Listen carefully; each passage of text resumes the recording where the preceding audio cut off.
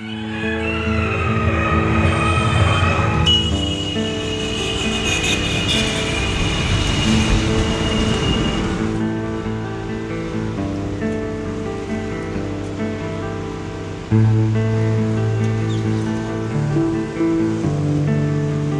know, right now the statistics say there's between 10 to 20 million slaves in the world, and it's higher than it's ever been in the history of time. And so I think people have and owe themselves that responsibility to pay attention to what's happening and to realize that unfortunately it is happening in your own backyard. So difficult. Should we catch the mouth of the snake or the middle part or the tail? You know, it's so gigantic. You know, where to begin and how to begin. When you go to these villages, it's completely absent of two generations. It's absent of the teenage population and then the young adult population. And the reason being is because most of those individuals are in the big city working in the sex trade. What hits me badly into my heart is now it's happening in the center of the city and no one looks at it. You just pass by. We're used to passing by. Okay? And that's the cult that I see in the world going, you know, you just pass by. Everyone has a time and place to when they're going to be ready to hear these types of issues happening. But I feel like the more empowered you are, the more aware you are, the more likely you are to make a lasting solution happen.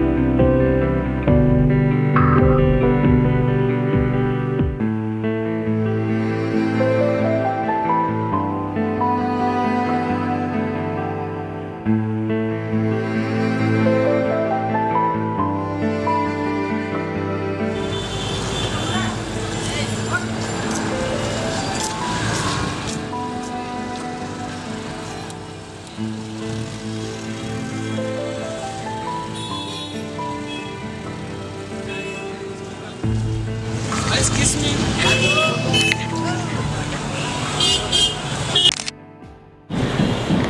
Kamathipura is a red light area of Mumbai. In this area, there were many prostitutes were with diseases. So to clear the diseases, they put red light on in the front of brothels. So they still exist. We don't consider sex as a work.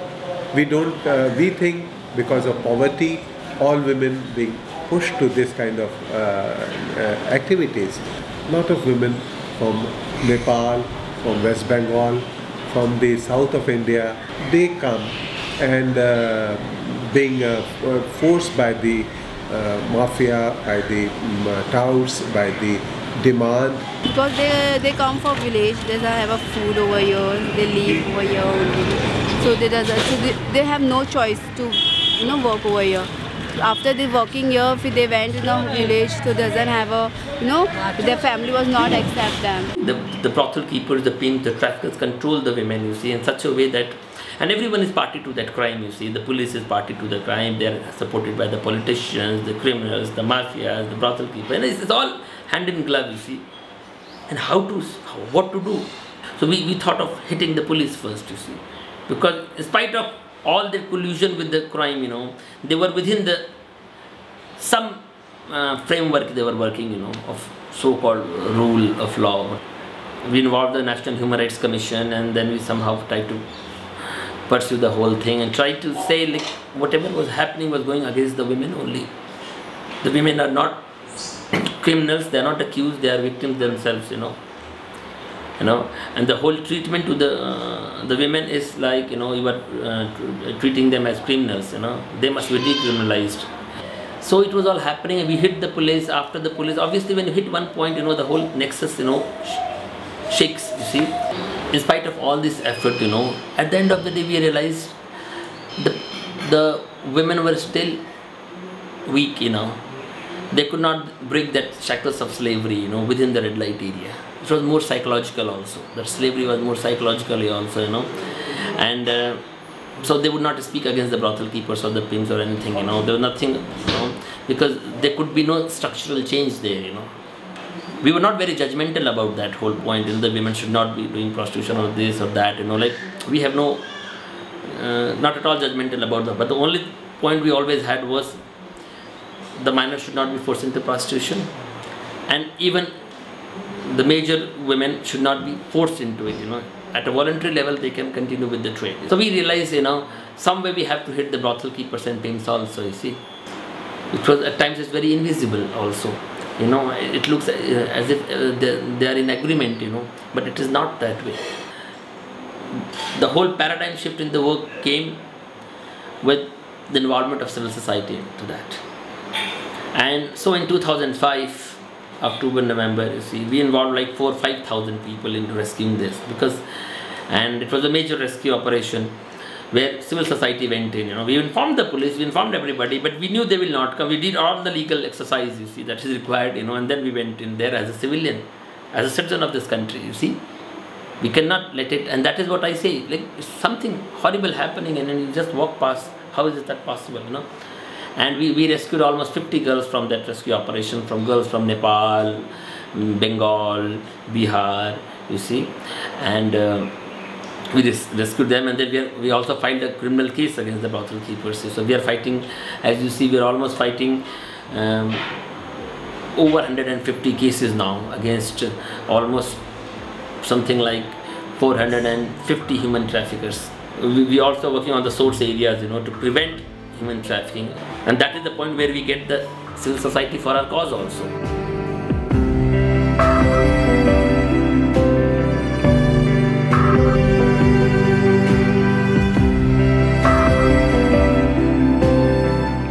It's something that really shocked me. I became really impassioned with learning about human trafficking and joining the movement to raise awareness about human trafficking about 3 years ago. And so I came to Thailand with the intention of just learning more about what was happening to women and children. And so it happened that I was reading books and articles and all of these different publications, and it only mentioned women and children. And so when I finally got to Chiang Mai and I passed the bars where all of our boys worked, I was completely shocked. And it just was this incomprehensible kind of sight that I couldn't believe because I hadn't read about it. And I got really angry and I said, well, how come we're not learning about the fact that boys are being victimized just as much as the girls are? And the candid response that I kept getting from the community, from NGO workers, was, these boys are all gonna get HIV and die, so why should we care? Why waste our resources on these boys? And I just thought that was so unfair, that they would be so easily overlooked and so easily ignored. And the more I talked to the boys, the more they realized that society really didn't care at all about them. And that was the, you know, the push behind starting Urban Light, was to, one, provide services to these boys, but to also get the message out that boys should be involved in the language as part of those who are victims of this horrible, insidious crime that's happening all over the world. But what I'm seeing specifically in Chiang Mai and in Thailand. One thing that we've really noticed is that the definition and kind of the vision that people have when we talk about trafficking is a little bit distorted. It can come in so many different forms and in so many different ways. And the way in which our boys are victims of trafficking is that they are essentially pushed into the city life by their families. So they're not essentially shackled, they're not behind bars, they're not, you know, kept locked in a room. And I think that's the common misconception that a lot of people carry. Essentially, they're free to come and go. So are they really in fact victims of trafficking? And we go back to the definition that if you are under 18 and you're working in the sex trade with these types of vulnerabilities and these types of you know, push factors, then yes, you are considered a victim. And so the shackle then becomes the family that have that really high expectation. The shackle becomes the lack of education, the discrimination for a lot of these hill tribe people, particularly our boys, who are mostly Akha, which is a hill tribe, an ethnic minority, which there's a ton of villages in the northwest part of Thailand. One thing which I do not know whether you have encountered that, I think, is the aspect of gratitude, because we have our culture of Buddhism also give admiration to those who are grateful children to their parents. This is the very highest, you know, merit that children can do to the parents. But there are many forms of paying gratitude. You know, we are taught that parents are the first God. You know, you do not go to the temple and pay respect if you do not pay respect to your own parents at home, because they are the first monk. If you talk about the first monk, first lord of yours, so that is the first. You have to do something good for them to make them happy and that kind. In the old days, when the children work very hard to help, do any kind of hard work at home, taking care of them when they get sick, and things like that. This is a kind of paying the gratitude, is a grateful children already. But it was distorted, to be like money when the world of materialism coming in. And so it's a very hush-hush topic. Everyone knows what's going on, but no one will really say where the money is coming from. And that becomes just a big, huge weight on a lot of these boys that I'm talking to, because they don't want anyone to know what they're doing, but they just know that they're doing good because they're providing for their families. In a twisted way, the boys also see them as people that want to help them. They don't see them as, the boys don't see these sex tourists as people that want to take advantage of them. And that's the really frustrating part, is that the boys are so respectful of the men that come here. It's very much a Thai way, and they'll never talk badly about them. And I think the Johns, the sex tourists, they know that, and they're just really exploiting and taking advantage of these vulnerable boys that are just so good and innately so respectful. It's a huge challenge for us, but we know that at some point it clicks in their head. And we've had, I guess, what you could call success stories, but we've seen it where it just clicks for the boys, and they come to this realization where they say, you know what, I don't want to do this anymore. I don't care if I'm not sending money home to my mom. I just don't want to do this. And that's when we really react. That's when we go hard and we say, you know what, then let's go on job interviews. Where do you want to work? In a restaurant, in a hotel, at a tour agency. So it really started off with just providing English. Once we started doing that, we realized that there were a ton of other services that were in need as well. We're now providing intensive case management, so that can include health services, going to the doctor, getting a physical exam, getting tested for HIV, getting STI treatment and testing, getting housing services, and just different different components in life that many people take for granted, but for these boys, they've never had access to. And so the boys see that they have that support, but it really has to come from them. We're not going to force it, because it's not our place to force. It's our place to support and to empower. I used to be asked interview like this, that what's wrong with a child that go to do having sex with adult like that? What's wrong with that family that let the child do? What's wrong with that community with Thailand? I asked back those researchers or reporters that interviewed me, said, you should get back and ask the man, what's wrong with you, with your family, with your community, and with your country? What's wrong? Why they produce a man like you?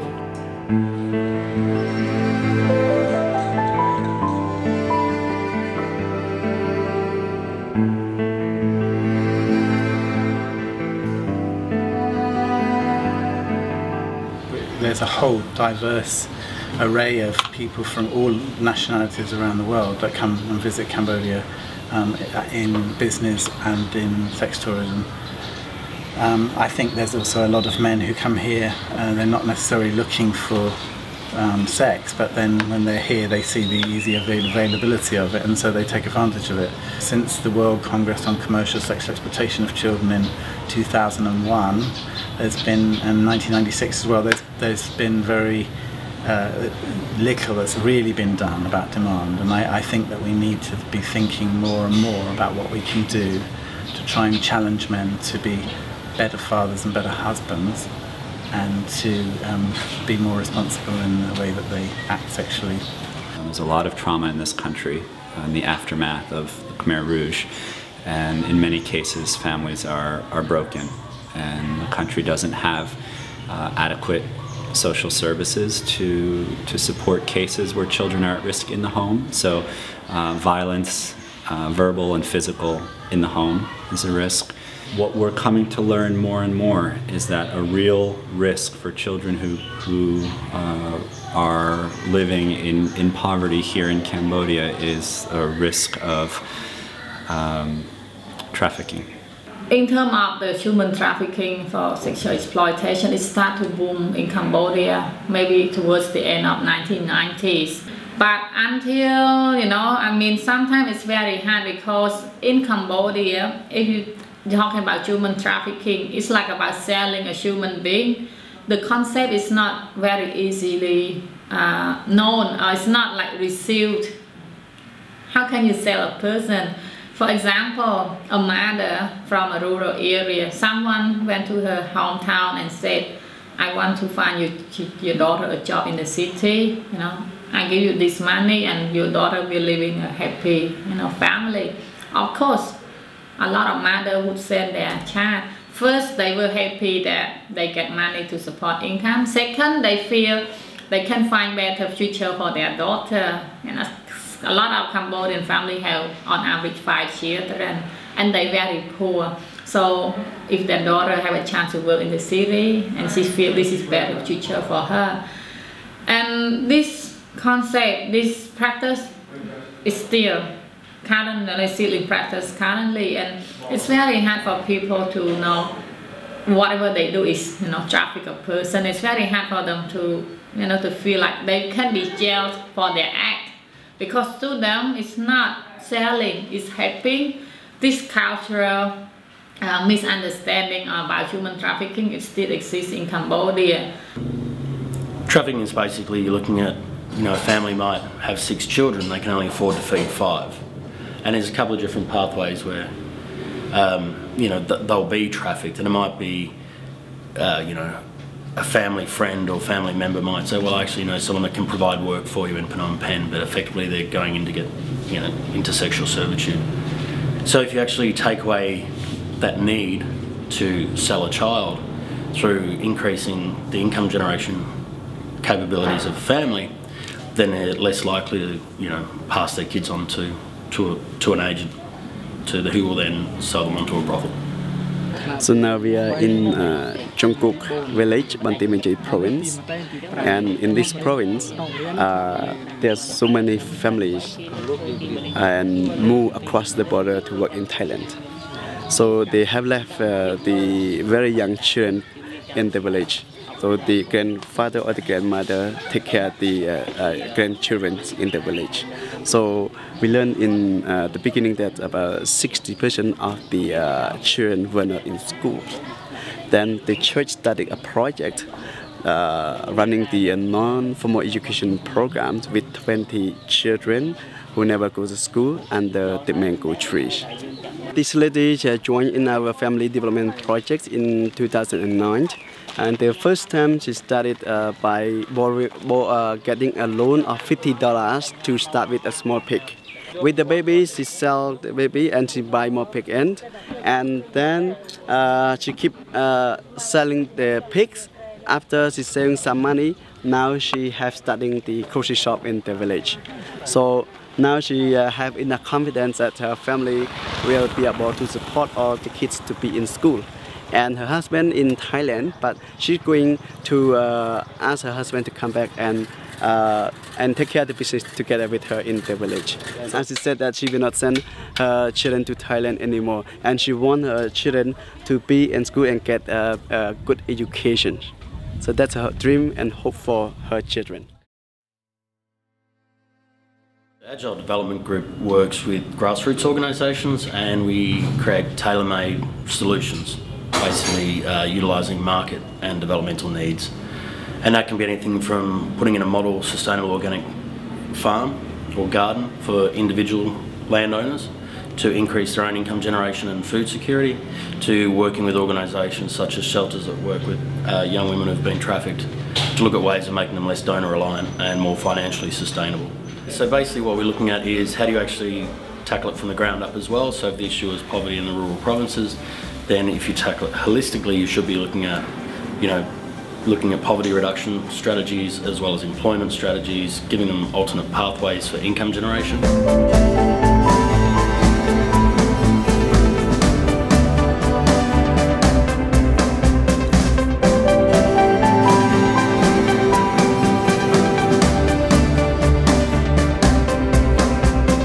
Everybody who does something, you know, he starts it and you have to catch it.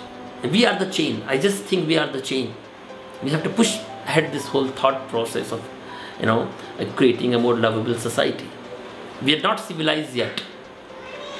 By eating by fork and knife and speaking good English is not civilization, you see, when half the people on earth are dying of hunger. And because of that hunger and deprivation, you see, there is human trafficking also. You have to go at the macro level also. Human trafficking cannot be seen in isolation, you see. We have to redefine development. Development is not all about mobiles and cars and discovery going up there, you know, and buildings and, you know. As human beings, we have to develop, you see. So there's a serious mistake somewhere. The world is going insane. And that insane world is creating trafficking and prostitution, you see. It has to be connected. In isolation, you cannot do it. We have to go at the macro level and think of deeper things. What world are we creating? A world which will produce red light areas? If there is gender inequality, there will be a red light area. So you have to talk of the gender problem also, you see, at the same time. You have to talk of the whole hunger problem also at the same time. See, you have to talk of the racism issue also at the same time. You see, we have to think at the macro level also. Then only, these are all offshoots. You see, these problems are just offshoot of a sick society. Somehow there has to be a change. If we can, I tell my friends today also working with us, you know, we must change the situation. That is the only criteria. It's all about being an agent of change. It's all about being a steward and a pioneer to get people to understand this. And I just want people to know that everything is possible with insight, with vision, with support, with a strong community. You know, you see the ant going, you know, the ant is going, you put something in front of it, you know, it will keep going again, go this way, just try it, you see. If you put an obstacle before an ant, you know, it always goes up way, left way, right way, this way, that way, you see, but it keeps moving, you see. So this is the existence around. We must learn to look at it. How we look at it is also very important, with what aspects we look at it. I think it has to be a collective mission. I don't think one organization can do it by itself. You know, I'm happy to take advice or to see models that are working and try to replicate them here and vice versa. So as long as we can create that connectivity, I think a lot can happen. The public can help. Civil society is very important, you see. Then only the police, then only the system will listen to you, you know. And especially I know the context where I'm working, you know. I need to have people by my side, you see. That's the only hope for me to work, you see. You know, it should be a global movement actually. Educate yourself, and that doesn't need to be secondary or high school or university. Just learn, read, be open to looking at a 360-degree approach. Just because you see someone who's been trafficked, don't just assume that you can go in and save them in a kind of savior complex. Take a step back and look at the broader picture of how you can actually combat it that way. So I don't know, what advice would I give? Yeah, just be informed and don't just take one answer, look for many answers. And it's our responsibility, you know, as part of this new generation where we have access to so many different resources, whether it's internet, whether it's being able to see the work of other organizations through videos, through Facebook, and we can't use it as an excuse of ignorance anymore. We can't say, oh, well, I didn't know it's happening, or I didn't know about that, because we do know, and we have all of this wealth of information. So how are we going to use that as a tool to empower ourselves to be agents of change? I think to me the role of the international community is to understand the power of their social dollar. Is that every time you visit a country you can make a choice on what you want to buy, where do you want to sleep, how do you want to travel. So if they're educated and aware, the perfect tour or tourist would be one that comes to Cambodia and takes a tuk-tuk that's had child-wise training, so they're not going to pick up guys that are, you know, basically picking up young children and taking them to a brothel. They can stay in a social enterprise hotel, or one that's child-safe or child-wise registered as well, so that, you know, the hotel's not going to support or allow people that come in and working with kids. You know, you can buy products from a social enterprise, so you know that the dollar's not just going to one business owner, it's actually going to a community of people as well. Stepping it up and seeing that to be a global citizen, to be able to see that we all have a responsibility to give back, whether it's in our own backyards, whether it's overseas, but the potential is there, and the ability to create a huge ripple effect of change, it's possible. And I think you just really have to know your place and find your cause. And I'm not saying your cause has to or must be human trafficking. I mean, there's so many different causes in the world that I just want people to get inspired and to realize that it's not all about money. There's so many other ways to get creative and to give back, whether it's reposting on Facebook or writing a blog for a small NGO or donating your web design services or coming and raising money to travel to the destination of your choice and supporting an NGO. I think there's just a ton of ways for us to get involved. We need just so many people to help us make noise about this issue. For us is really, I think, for more people to invest in this area and looking at terms like social return on investment. So it's not just pouring money in a handout kind of capacity, it's a hand up. So the support we'd have to do is actually probably getting more of the international community aware of organisations that are on the ground.